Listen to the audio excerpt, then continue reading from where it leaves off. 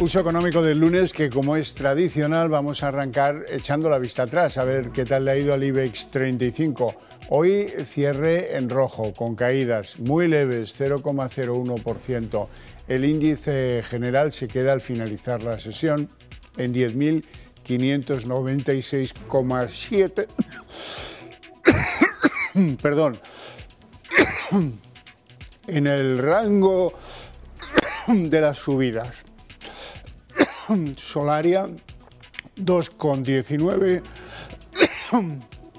Vaya, Unicaja 1,64 y Robi 1,48.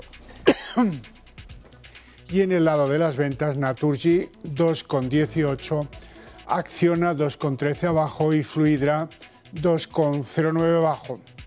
Bueno, y a continuación les voy a adelantar, a ver si es posible, que les pueda adelantar a algunos de los argumentos de nuestra tertulia.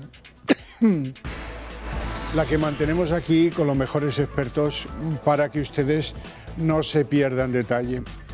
Bueno, abriremos la tertulia hablando de lo que espera el gobernador del Banco de España, Pablo Hernández de Cos, que dice que el Banco Central Europeo podría empezar la bajada de tipos en junio.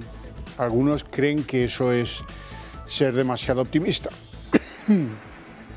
Y hablaremos también de la inflación en la eurozona, que parece moderarse hasta el 2,6%.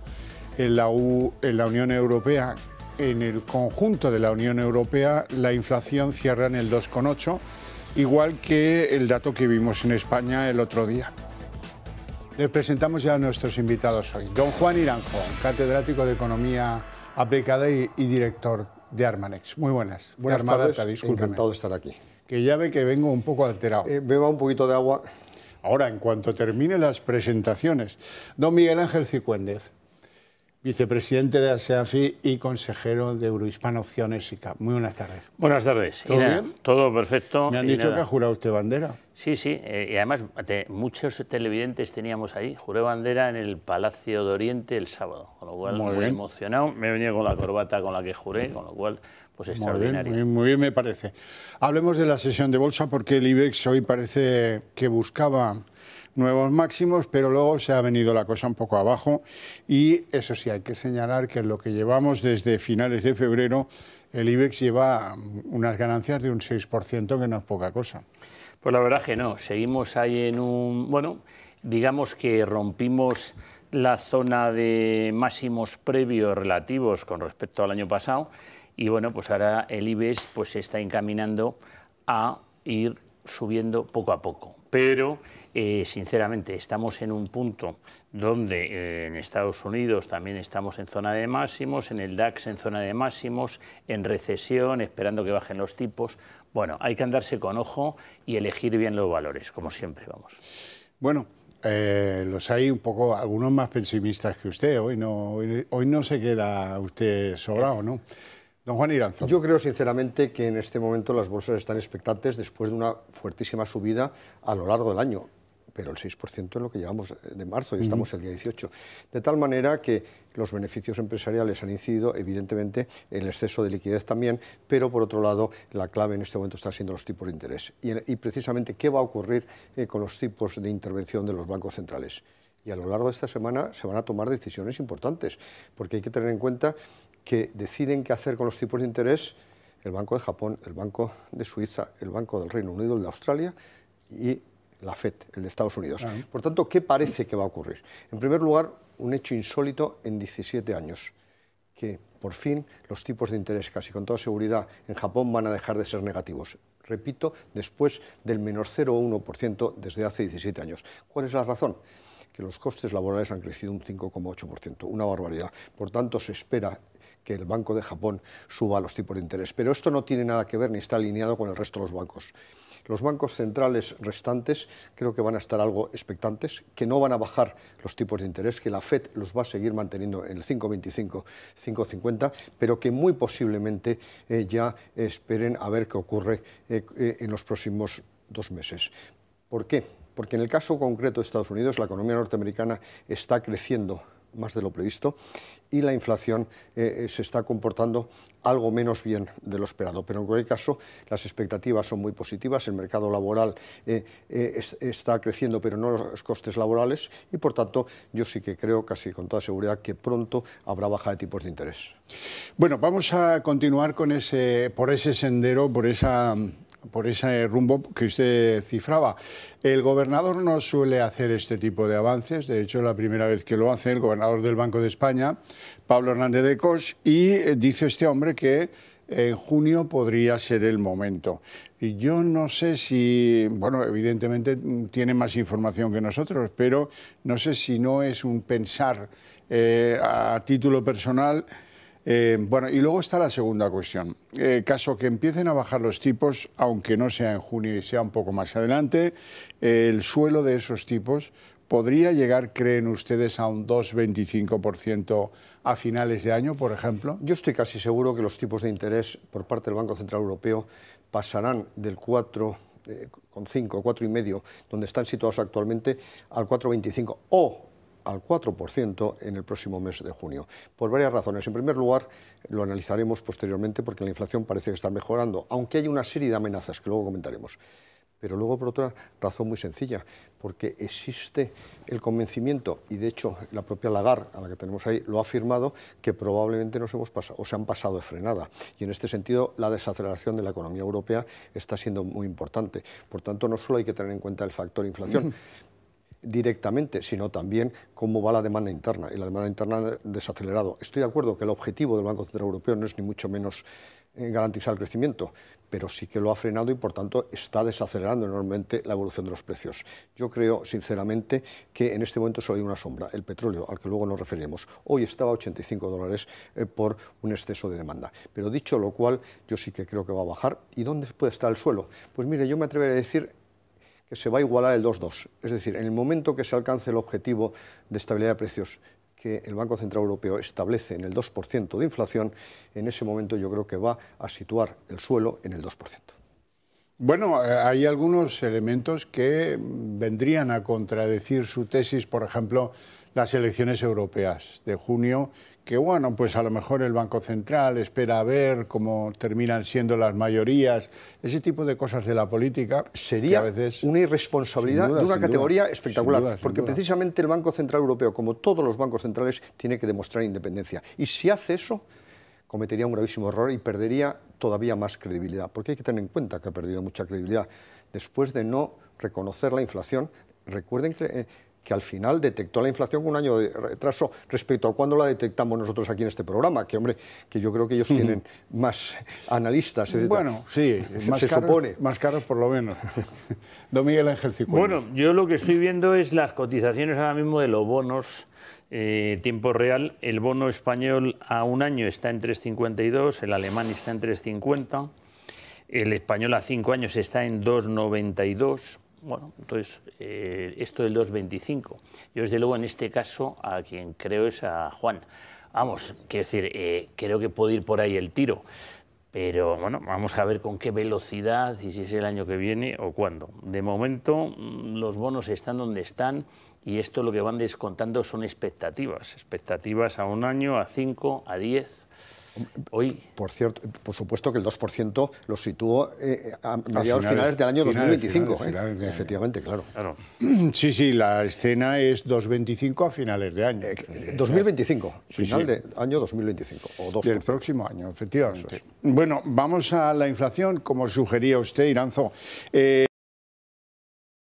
La eurozona se queda en el 2,6% y baja, que diría aquel, y la Unión Europea en su conjunto en el 2,8%, alineada con España, por decirlo algo. Sí, efectivamente. Hay algo más de inflación en aquellos países que no forman parte del euro. En este sentido, la disciplina monetaria y la apreciación del euro que se está produciendo ligeramente, pero se está apreciando respecto al dólar, sirve para luchar contra la inflación. Quizás eso explica ese diferencial de 2 décimas. Pero dicho lo cual, se está corrigiendo significativamente. Hombre, todavía no se alcanza el objetivo de estabilidad de precios del 2%, pero de repente aparece una sombra, que es el petróleo. Nosotros situábamos el petróleo entre los 75-80 dólares estabilizado. y hoy en concreto estaba por encima de los $85, ligeramente por encima, y me estoy refiriendo al petróleo Brent. Cuando luego analicemos monográficamente el asunto veremos el porqué y qué puede suceder en los próximos meses. Cicuéndez, ¿cómo ves la inflación a nivel continental? Bueno, pues sí, estos datos que se han dado hoy pues pudieran tranquilizar y pudieran ayudar a que se tomen las decisiones que parece que se quieren tomar. Pues posiblemente no tenemos claro si antes de las elecciones o muy cercanas a las elecciones, pero bueno, quizás si las reuniones son en junio serán después de las elecciones. Ya veremos, ya veremos. Bueno, vamos con algunos nombres propios de la bolsa en España, en concreto del sector de la obra pública. Por un lado, ACS, que la lidera claramente, y por otro, Ferrovial, que después de decidir marcharse a Holanda, a los Países Bajos, pues ha tenido un crecimiento importantísimo, más del 100% en crecimiento en ese pequeño paso hacia la internacionalización que luego ha resultado no ser tan pequeño. Bueno, evidentemente, empezando por el último, Ferrovial ha hecho un cambio sustancial, no solo de sede, sino de mercados de referencia. Y de hecho, pues precisamente está en Nueva York y ayer precisamente se analizaban las posibilidades futuras, aunque ayer fuera domingo. De tal manera que en este sentido, lo primero que hay que poner de manifiesto es que en el año 2023 se elevaron significativamente las inversiones en obra pública, por una razón muy sencilla, porque se habían cortado significativamente como único mecanismo de lucha contra el déficit público, porque el resto era gasto público muy expansivo. Se habían restringido las obras públicas y financiadas con fondos europeos, el año pasado se produjo un incremento del orden del 60%. Y eso pues benefició a casi todas las grandes constructoras internacionales, aunque con nacionalidad española, salvo ya el caso de Ferrovial. En concreto, en el mercado español, ACS controló el año pasado o representó el 10% del total de la obra, 726 millones de euros, seguido de FCC con un 6% del total del mercado, 400,6 millones de euros, y luego, en tercer lugar, de una manera sorprendente, Ferrovial, con 388, porque supuestamente se había enfadado con Ferrovial el gobierno. Eso, pues afortunadamente en este caso funcionó el mercado, funcionó la licitación y Ferrovial está bien situado. Y luego algunas que tienen menos posición en el mercado global han crecido espectacularmente, porque más del 60% lo ha hecho tanto SACIR como OHLA, de tal manera que han crecido mucho las inversiones en infraestructura en el año 23, repito, financiados con fondos europeos. Pero ¿qué va a suceder este año sin presupuestos? Probablemente este año no crezcan mucho, como muchos se repitan, pero no van a crecer significativamente. Este año tenemos un problema gravísimo con los presupuestos, porque hay que tener presente que se va a producir una situación o dos situaciones completamente inéditas. Va a ser la primera vez, no que se prorrogan los presupuestos, no, va a ser la primera vez que el Gobierno no presenta los presupuestos, porque cuando se han prorrogado es que se han rechazado los que se han presentado. Pero se han presentado. Y en segundo lugar va a ser la primera vez que se prorrogan los presupuestos el primer año de legislatura. Normalmente ocurre al final. Hay que tener en cuenta que los presupuestos son la plasmación contable y jurídica del programa económico del Gobierno. Y en este sentido, no tener nuevos presupuestos es una barbaridad. Es verdad que como este Gobierno tiene esa ansia expansiva del gasto público, no hay que olvidar que el año pasado la mitad del crecimiento se dio al gasto público, y eso es una barbaridad, de ese 2,5% que creció el PIB.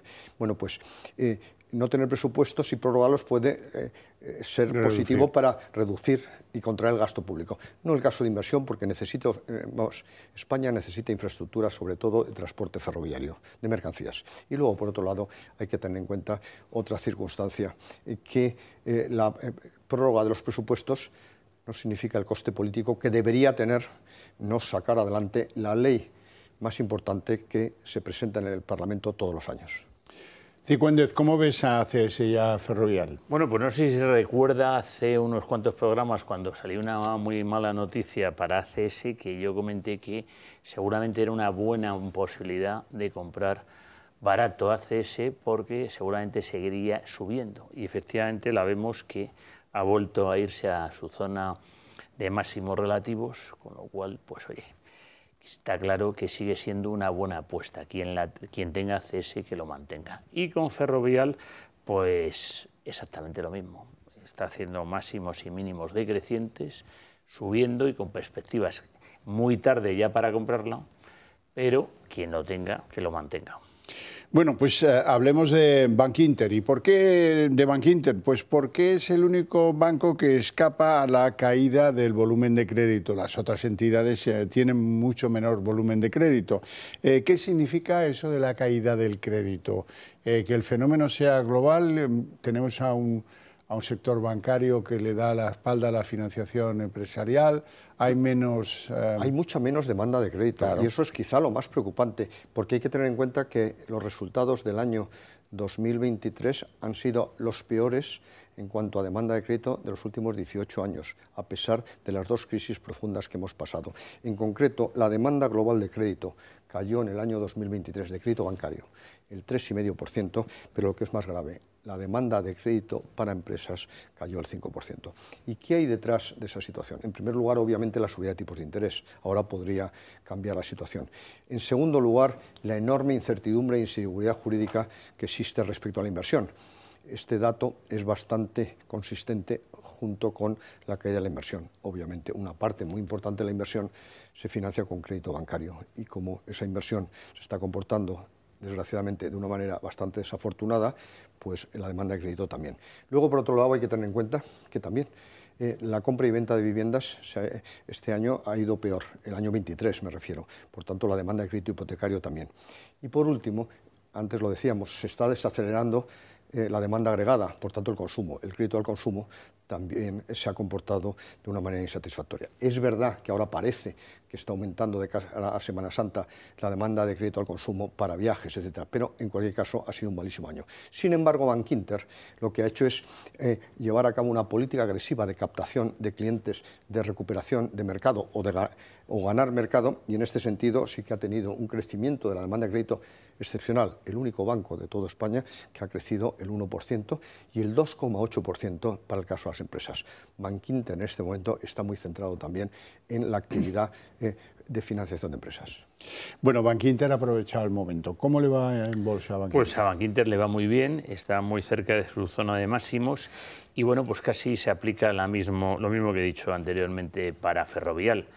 Quien lo tenga que lo mantenga, acumular en esta zona de máximos y en las circunstancias actuales, pues yo no lo termino de ver, pero quien lo tenga hay que felicitarle, oye, hay que seguir cobrando los dividendos que da Bankinter y tan felices. Hablemos de Telefónica, que encara una vez más los 4 euros, pero eso sí, con los accionistas bastante divididos.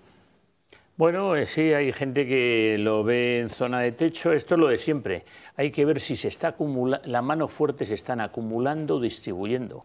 Si consideramos a la SEPI una mano fuerte, que no sé, sabemos lo que sí, ha declarado lo que está teóricamente haciendo, con lo cual, en principio, nosotros estamos invertidos en Telefónica y vamos a seguir teniendo. Vamos a intentar cobrar sus dividendos y mantener las posiciones y la vemos con recorrido al alza. A los 4. Pues 0,15 céntimos por acción, precisamente acaban de cobrar. Pero, dicho lo cual, que eso lo podemos quitar del valor, hay una serie de dudas respecto a la realidad de Telefónica en este momento. En primer lugar, se refería don Miguel Ángel a la entrada de la SEPI en el Consejo de Telefónica, y yo me atrevería a decir incluso del control de Telefónica, lo que es una acción absolutamente inadecuada respecto a lo que debe ser la presencia del sector público en la actividad económica. No debe de entrar en empresas, no tiene ninguna justificación desde el punto de vista estratégico que entre en Telefónica. Se podría buscar otros mecanismos para evitar algunos problemas con la inversión extranjera. En cualquier caso, la inversión extranjera en libre mercado siempre es positiva. En segundo lugar, hay que tener en cuenta que también existen algunas dudas respecto a la OPA que se ha lanzado en su filial alemana por el 28,9% de las acciones. ¿Es cara, es atractiva o no? Y ese es otro de los asuntos que en este momento se está valorando por parte de los inversores. Y en tercer lugar, hay que tener en cuenta que también preocupa el tamaño del mercado en España. Y se ha producido una fusión entre MásMóvil y Orange que preocupa enormemente a los analistas de Telefónica, porque evidentemente puede significar que se reduce la actividad, el mercado de Telefónica en España, en móviles, fibra, etcétera. De tal manera que estas circunstancias hacen que el valor tenga algunos lastres. Bueno, hablemos de otra de las compañías del IBEX 35, Naturgy. ¿Cómo ven ustedes a Naturgy, que últimamente parece que está abonada a aparecer en el sector rojo, en el sector donde preponderan las ventas? Hoy, líder en ventas, 2,18 de caídas. Pues mire, voy a hacer una analogía a la que hicimos en su día con Inditex. ¿Se acuerda usted cuando nadie quería comprar Inditex? Bueno, pues ahora mismo pasa lo mismo con Naturgy, que en teoría, pues oye, no se lleva, bueno, porque han bajado los precios y por todas las razones, pues es el momento de hacer lo contrario, de empezar a tomar posiciones en Naturgy, porque ya está a precios aceptables y razonablemente baratos. Iranzo. Pues es verdad que le puede lastrar algo el precio del gas, pero no el del petróleo, como luego analizaremos.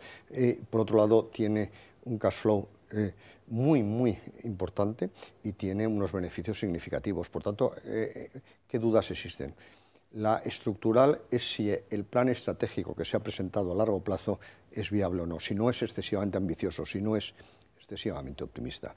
Pero luego, por otro lado, se ha producido un hecho coyuntural que precisamente Acciona Energía y Naturgy han sido expulsados de uno de los grandes índices bursátiles mundiales, que es el MSCI World, que es donde operan las grandísimas empresas.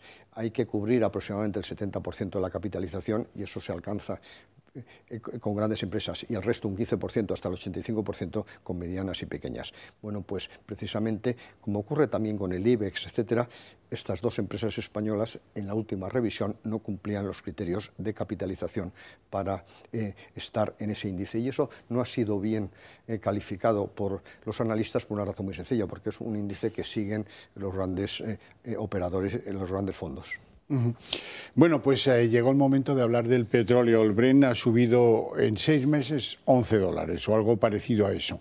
Y a diferencia de otros momentos en los que nos ha parecido que el aumento de los precios era muy coyuntural, que era cosa de un momento, ahora parecen darse otras condiciones, otro entorno distinto en el que pues, esto sería pues, una espiral alcista no muy pronunciada, pero continua. Vamos a ver, ¿cuáles son las razones por las que hoy el precio del Brent está en 85,03 dólares el barril? En primer lugar, que la Agencia Internacional de la Energía ha reconocido que hace 2 meses se equivocó en el cálculo, en la previsión de la demanda para el año 2024. Establecía un crecimiento de la demanda modesta entre 1,2 millones y 1,4 millones de barriles y por ahora el crecimiento está siendo del 1,7%, sobre todo por el crecimiento en Estados Unidos. La economía norteamericana se está comportando mucho mejor de lo que se esperaba, no en cambio la europea. Y eso está provocando una subida significativa de la demanda de petróleo junto con, parece que, el razonable comportamiento de China, de la economía china. En segundo lugar, hay que tener en cuenta que esa diferencia de previsión fue acompañada de una caída de la oferta, precisamente para evitar que los precios se derrumbaran, como hemos comentado aquí en algunos momentos. Se ha producido una contracción de la oferta de unos 300.000 barriles por parte de la OPEP. Y eso ha llevado ¿a qué? A que en este instante por lo menos haya un déficit entre 300 y 400.000 barriles diarios. ¿Y eso cómo se compensa? En primer lugar, subiendo los precios y, en segundo lugar, reduciendo los stocks. Se están reduciendo enormemente los stocks, lo que establece también previsiones de precios altos. En cualquier caso, yo creo que con este nivel va a aumentar también la oferta. Por tanto, yo no creo que se mantenga tiempo por encima de los 80 dólares, tampoco por debajo, pero creo que en los próximos días puede haber un ajuste. Pues, lógicamente es una muy mala noticia para la inflación. La media de 200 se ha roto al alza y bueno, puede tener un cierto recorrido. Yo tengo también mis dudas con que el recorrido vaya a ser muy profundo.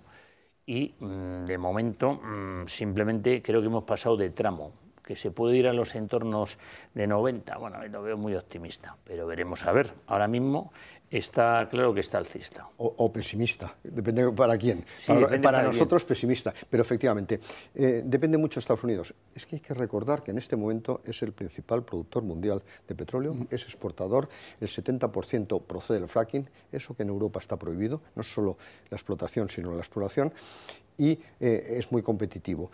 A Estados Unidos tampoco le interesa que la economía mundial se desacelere con precios altos, que la inflación se dispare. Por tanto, probablemente Estados Unidos, que tiene capacidad pueda aumentar la producción, y también algunos países árabes.